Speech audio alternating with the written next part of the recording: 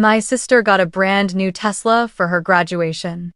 Then I opened my gift, a stack of cleaning supplies. Mom smiled. It's time you help around the house. That day was Sophia's college graduation. My little sister, the darling of the family, stepped out the door in a cream silk dress and brand new heels, which Mom said were a well-deserved reward for graduating with average grades. The front yard buzzed with voices. White and gold balloons floated around, a huge banner read, "Congratulations, Sophia." There was a 3-tier cake, and even a TikTok crew filming the big surprise gift moment. I stood quietly in a corner, holding a glass of water, trying to disappear into the background of a celebration I had never been given. My father walked out holding car keys. A white Tesla Model Y waited by the gate, its giant red bow nearly the size of a serving tray. He handed the keys to Sophia, his voice firm and grand like he was passing the torch to a new generation. "You're going to do big things," he said. Applause erupted, cheers echoed. My sister hugged him tightly and turned to Mom, her eyes shining. Cameras rolled. Flashes lit up the yard like fireworks. And me? I stood just 10 feet away, listening to the quiet sound of my own heart breaking. A little later, my mom approached and handed me a small box wrapped in old newspaper. "This is for you, Isabel," she said, her lips curled in a half-smile, half-grimace. I opened it. Inside were a bottle of dish soap, a rubber glove, a mini broom, a roll of paper towels, and a note. "Remember to clean the living room before the weekend." I looked up at her. She smiled gently. "You're the best at cleaning in this whole house." Jaden, my younger brother, stood nearby and didn't miss his cue. "Now you can clean my room too, right?" he said, laughing. Others chuckled. It was the final needle to the heart. I didn't respond. I simply placed the box on the table, turned, and walked upstairs. 15 minutes later, I came down with a suitcase. No one asked where I was going. No one stopped me. Not a single voice called out. I opened the door myself and walked out of the house that had made me invisible for the past 23 years. 3 days later, while I was making coffee in the tiny apartment I had rented, my phone started buzzing nonstop. Mom called. Then Dad. Then Jaden. Message after message poured in. "Where are you? Come home now." I stared at the screen and smiled. For the first time in a long while, I felt real. I felt like I existed. Have you ever felt invisible in your own home, surrounded by the people who are supposed to love you the most? Leave a comment and let me know where you're watching this from, just so I know there's someone out there who feels the way I do. My name is Isabel. I'm 23, the eldest of 3 siblings. Since I was 16, I've worked part-time after school, not because I was ambitious or looking for experience, but because my mom said, "This family needs your help."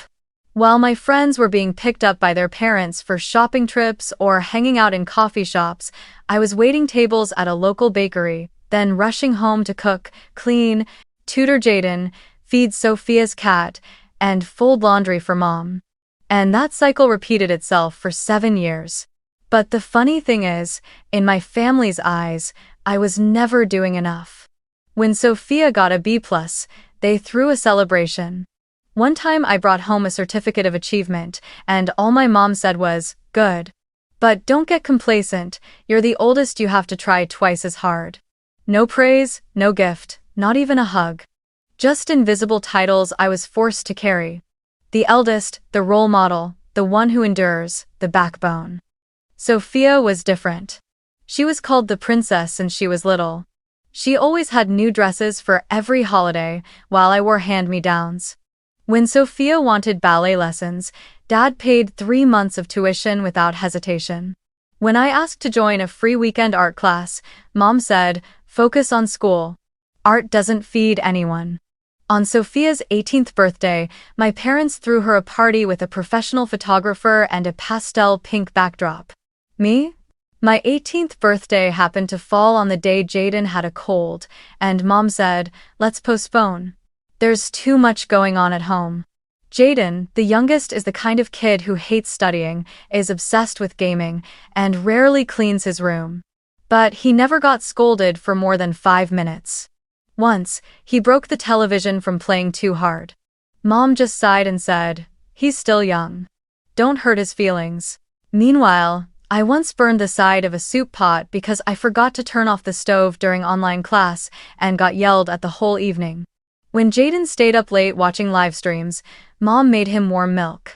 When I stayed up late studying, Mom said I was irresponsible with my health. I used to believe that if I just tried hard enough, if I worked more quietly, never talked back, never asked for anything, I would finally be acknowledged. But no. What I got instead were the same phrases, repeated over and over. "You're the older sister, you should give in to your siblings. You're the one who handles things best. Without you, I don't know how I'd manage this house." That last one sounds like gratitude, but in truth, it was how they kept me tethered with responsibility, not love. I remember one time I had a fever close to 102. Still, I pushed myself to cook dinner because Mom was busy taking Sophia to get her hair done. As I sat down at the table, my body trembling, sweat soaking my back, all Mom said was, "You probably stayed up too late. You need to take care of your health so you can keep helping the family." Then she ladled soup into Jaden's bowl. No one asked if I was okay. I don't blame Sophia or Jaden.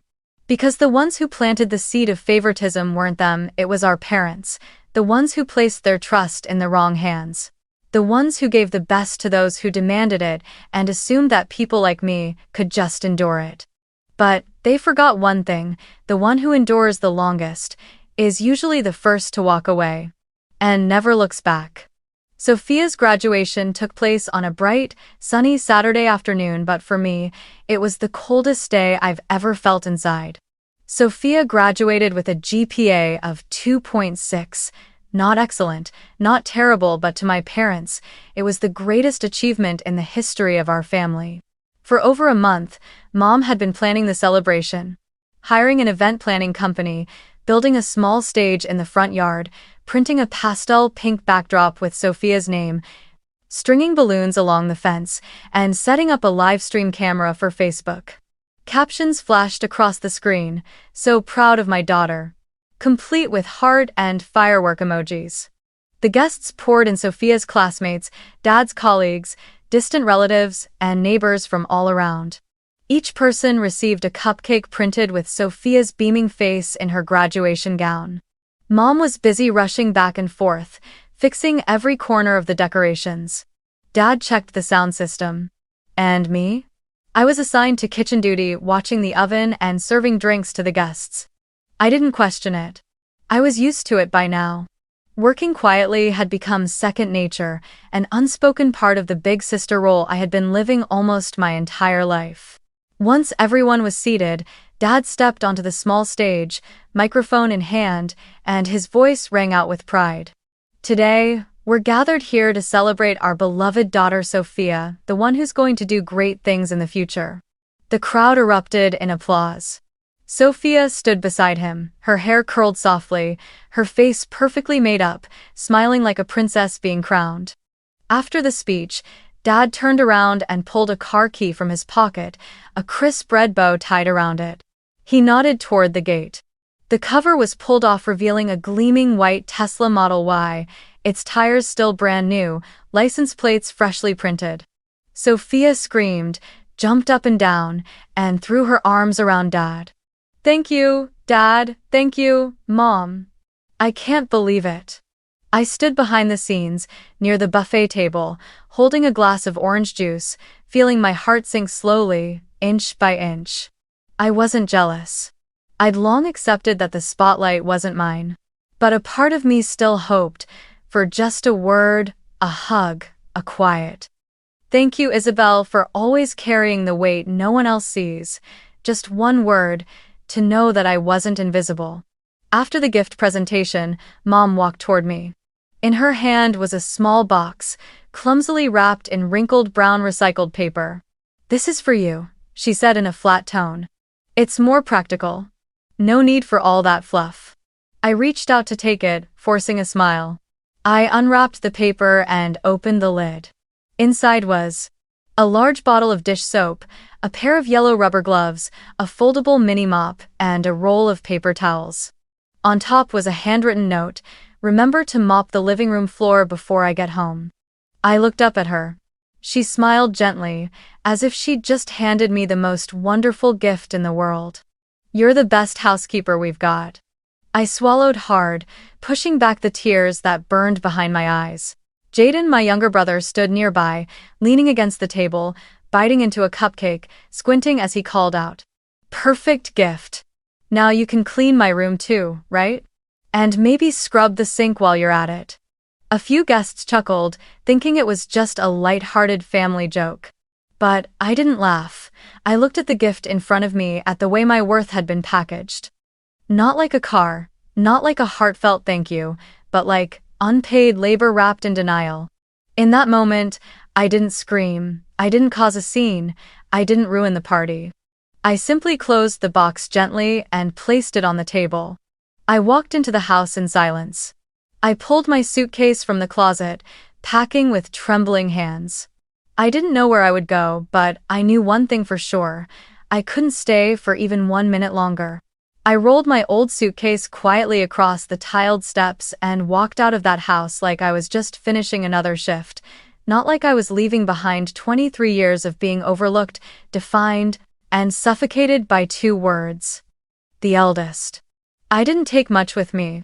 Just a few sets of clothes, my laptop, a notebook, and one thing my mother had never touched: a brown leather journal I used to write in on nights when no one remembered that I, too, needed to be held. On the living room table, I left a note. The handwriting was steady, the ink clean and deliberate. "If everything I've done is never enough to be seen, then I'll disappear completely so you can finally understand what it means to miss me." I left at 7 p.m. The sky was still bright, a soft breeze blew.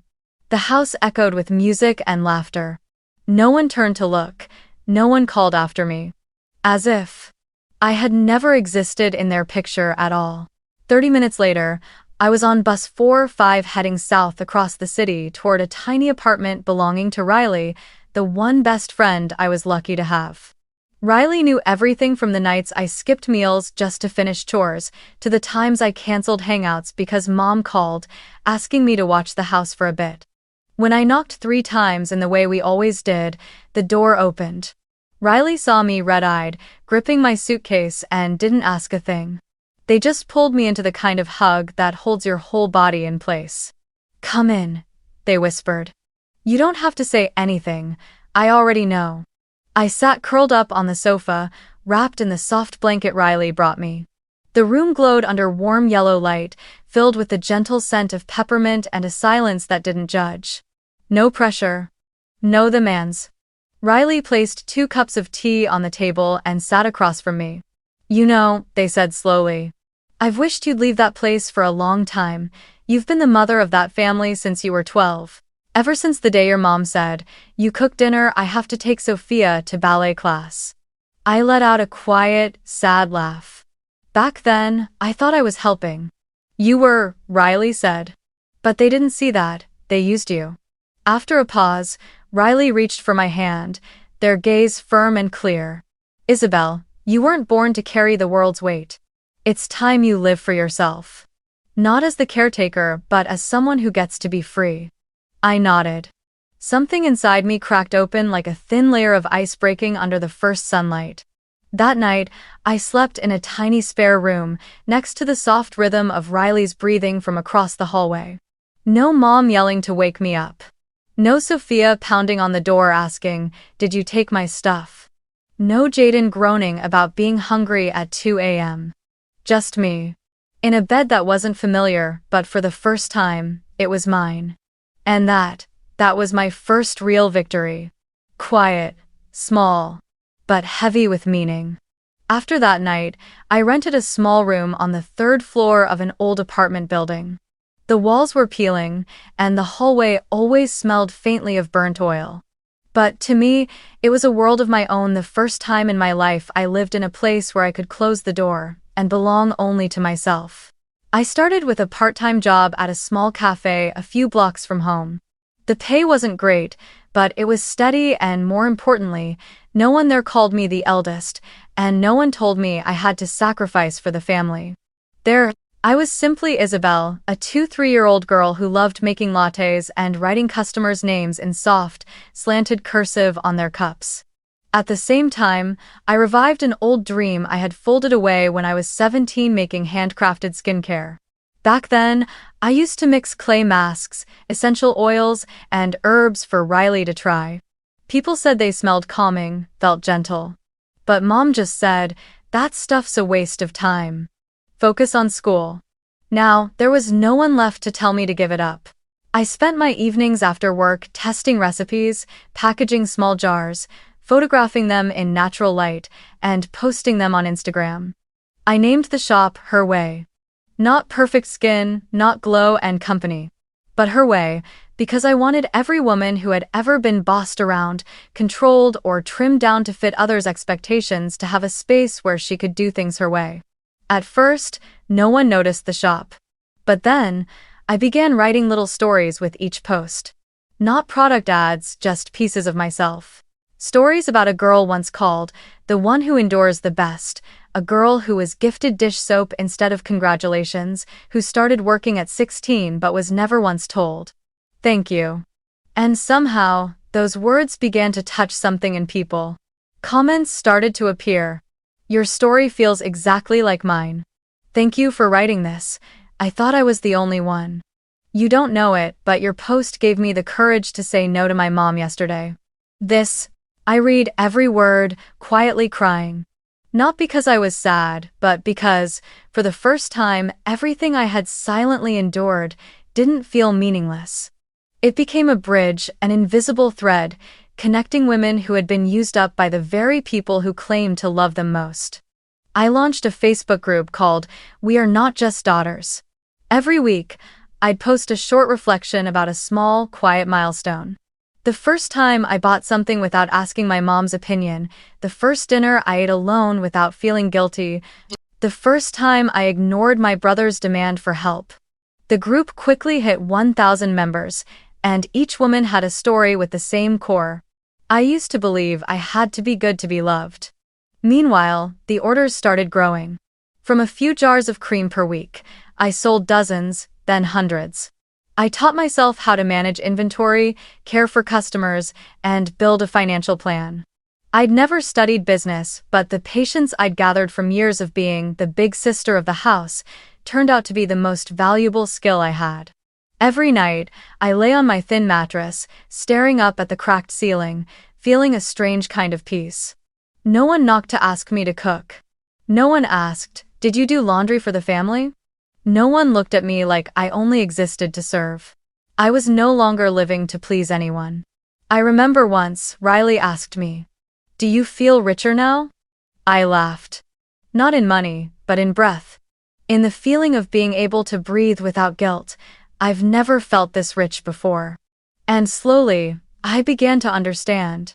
Freedom isn't having a large bank account, it's not being afraid when your mom's name shows up on the caller ID.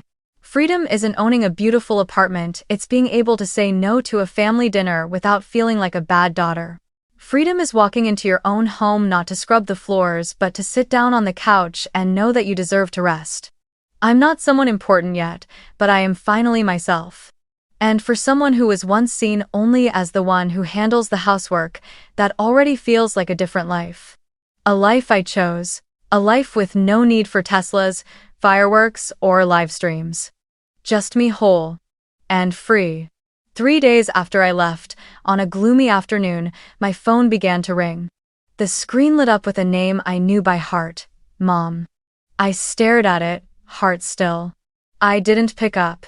A minute later, a message came and then another call. Finally, I let it go to voicemail. When I played it back, her voice was cracked, strained, like she was trying to hold on to the last thread of something fraying fast. "Isabel, where are you? I'm sorry if I made you upset that day, but now the house, everything's falling apart. Sophia doesn't know how to handle things. The place is a mess, no one's cleaning. Your dad is stressed, not eating.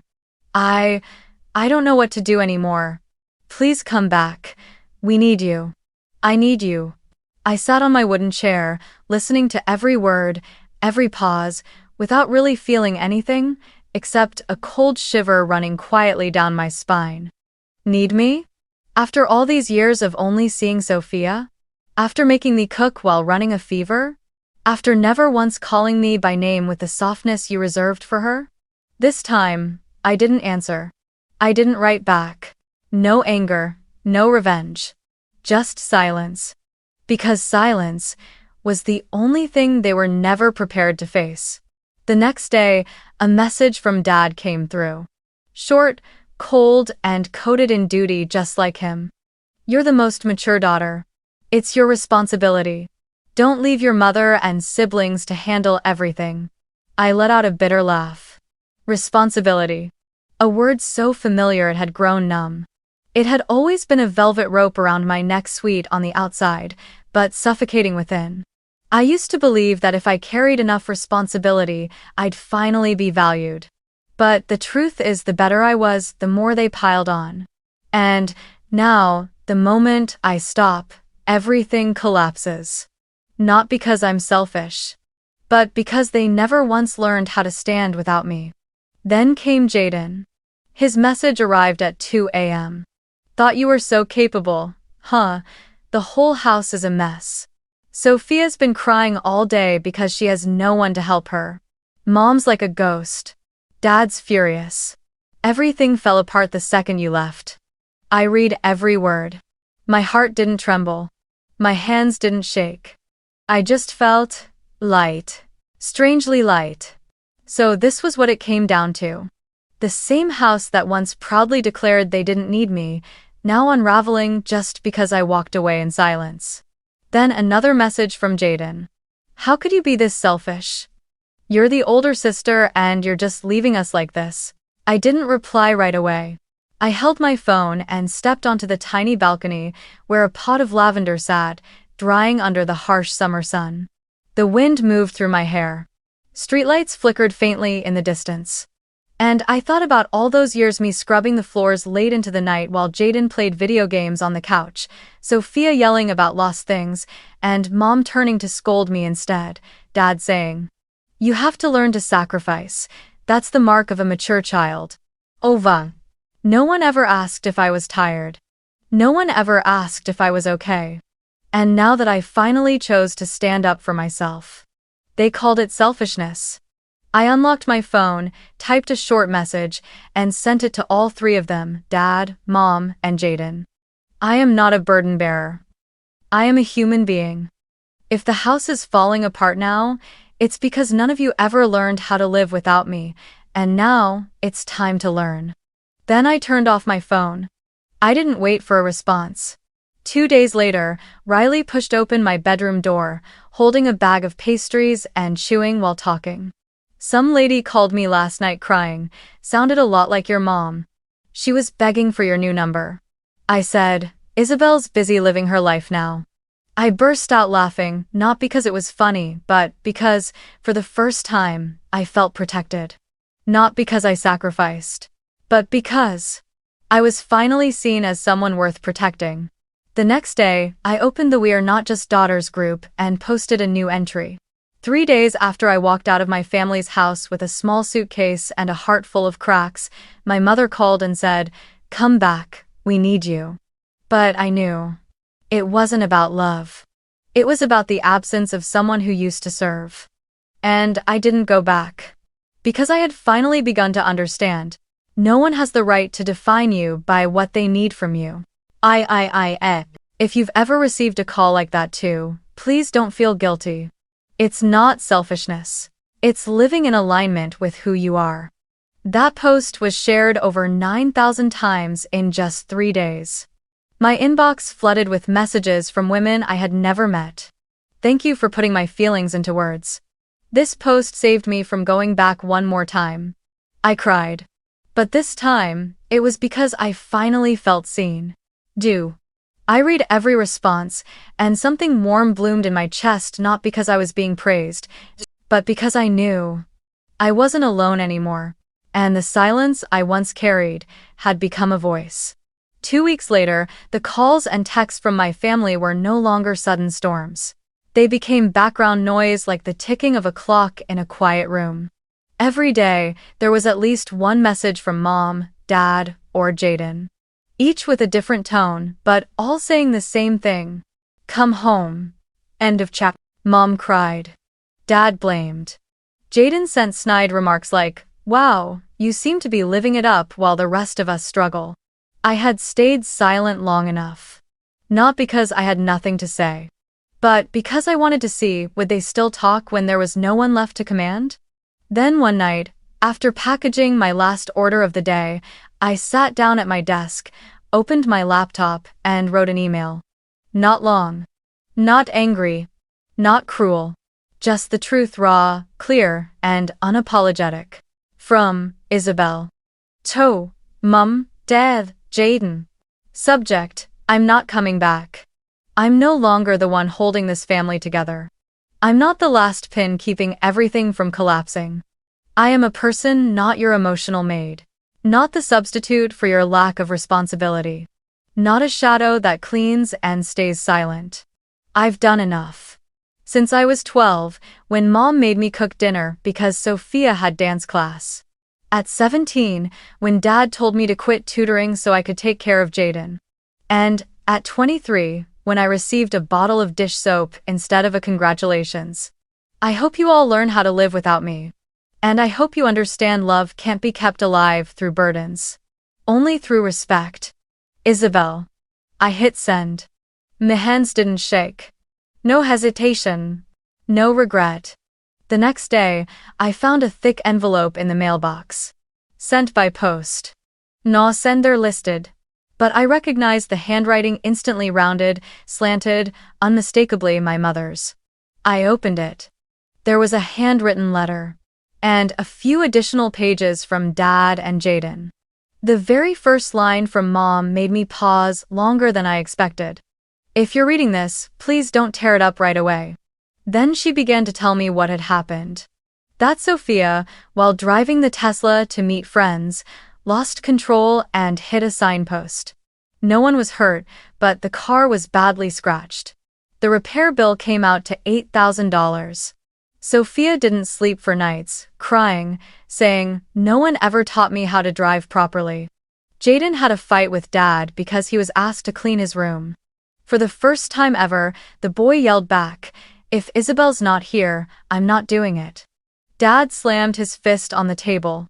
Mom collapsed onto the couch. The whole house sank into silence for a full week. "I never expected," she wrote, "that you were the piece keeping everything running. When you disappeared, we finally realized Sophia isn't the most capable. It's you." The letter ended with one final, crooked line. "If possible, give this family another chance." I folded the letter and placed it in my drawer.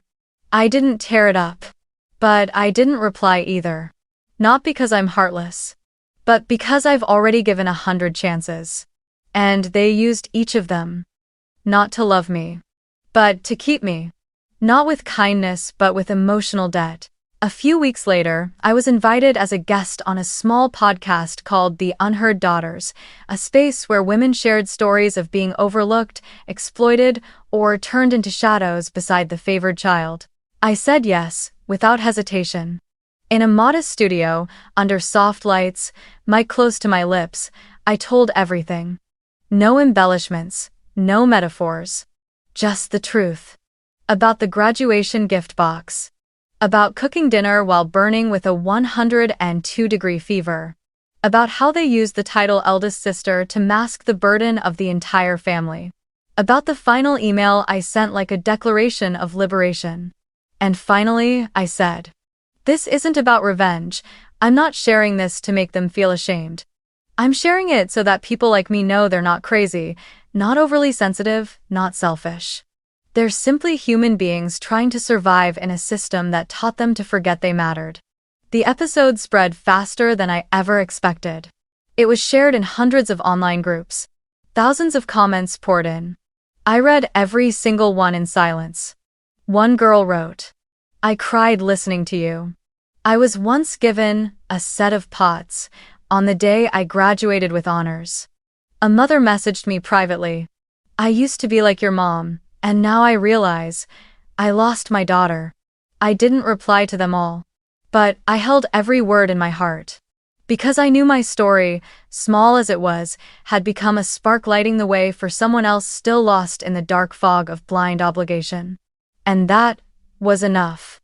I didn't need anyone to turn around. I didn't need apologies anymore. I didn't need anyone to finally say I mattered. I only needed one thing. And I had it now. Freedom.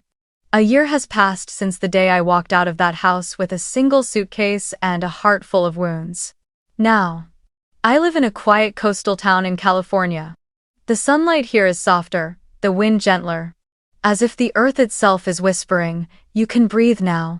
I rent a small apartment facing the sea. When I open the windows, I see waves rippling gently and seagulls soaring each morning. Inside, there's nothing extravagant, just a few potted plants, a wooden bookshelf, a bamboo work table, and rows of essential oil jars lined neatly on the shelves. My handmade skincare brand, Her Way, now brings in a steady income. Every day, I pack dozens of orders, slipping in handwritten notes. You don't need to be anyone else but yourself, and that's enough. I know you've been tired, but look at you, you stood back up. I haven't hired anyone. I don't rush to scale or chase metrics. I just want to keep it exactly as it was meant to be, a healing space for me, and for the ones who were once like me. On weekends, I write blog posts retelling each fragment of my journey back to myself. Some posts barely get read. Some trigger hundreds of women to write and thank me. But to me, the numbers don't matter. What matters is that I no longer have to hide any part of me. One afternoon in June, while I was rearranging the bookshelf, the mailman knocked. It was an old envelope. With slanted handwriting I knew by heart. My father's presence. I held the envelope in my hands. There was no storm inside me. Just one deep breath, enough to know I was ready to read it without trembling. I sat down and opened the letter. The first line stopped me cold. I'm no longer the man proud of a Tesla, I'm a father who was once blind. I kept reading. In the letter, my father spoke of the emptiness I left behind. How the house had grown quiet, even though it was still full of people. How my mother would sit and stare at the pile of kitchen towels no one replaced. How Sophia had started to realize that being favored didn't mean being truly loved. And even Jaden, the boy who once thought he was untouchable, was now working a part-time job to help pay for his tuition. I know, he wrote, that no letter can erase what you've endured. But if you've read this far, I just hope you understand that I've learned to see. To see you as a person. Not a role. Not a duty. Just Isabel, the girl who survived a house that should have protected her. End of 2. I didn't cry. I didn't feel triumphant either. I simply folded the letter and placed it on the shelf, right next to the only photo I'd kept in this room. A black and white shot of me standing in a lavender field, hands clasped tightly around my own. No one else in the frame. No Sophia. No Jaden. No mom. No dad. Just me smiling. That photo was taken one summer afternoon, on a short trip to the mountains with Riley. They had looked at me and said, "You know, I used to worry you'd go back. But the moment I saw you standing here, eyes no longer searching for anyone, I knew you'd finally stepped out. And when I look at that photo now, I see a girl no longer carrying the weight of the world. Someone who's learned how to love herself without conditions. Without needing to be chosen. Without asking for permission. And I think, if there's such a thing as victory, then this is it. A quiet triumph. One that doesn't need applause. It's the moment you see yourself and smile. With no one else in the frame. I used to think, if I just tried hard enough, tolerated enough, gave up enough, then one day I'd be seen. That if I were just a little more obedient, a little more agreeable, a little less demanding, they'd finally turn around, hug me tight, and say, "Thank you for always being there." But no. No one gives you value when they're too used to taking. When every time you break your back to carry the weight, they assume it's just how things are. Some gifts don't need to be opened to reveal pain, because they were already wrapped in neglect. Some blessings sound like love, but they're really just ways to chain you to the role they want you to play. And some families, they force you to learn how to forgive yourself for all the years you lived without honoring your own feelings. I'm sharing this story not to complain, but so you know, if you've ever received a gift that didn't match the depth of your heart, you're not alone. If you've ever been called selfish just for wanting a little space for yourself, you're not crazy. If you've ever walked away from the dinner table with your throat tight, feeling invisible among the people who were supposed to love you, I've been there. And I understand. You don't need to keep holding it all in just to be worthy of love. You are worthy even if they never see it. You matter even if you do nothing for anyone. And if you've made it this far, I want you to know one thing. You are still worthy. Not because you're capable. Not because you've sacrificed. Not because you're the eldest, the daughter, the one who understands. But simply because you are you. Leave a comment below. I am still worthy. So I know you're here. So you can remind yourself you are no longer alone on this journey to reclaim your worth. And maybe someone else reading those words will find just enough courage to rise. Thank you for staying with me until the very end of this story. The story may be mine, but the feelings, they might belong to many of us. See you again on another path, where you no longer have to ask for permission to simply be yourself.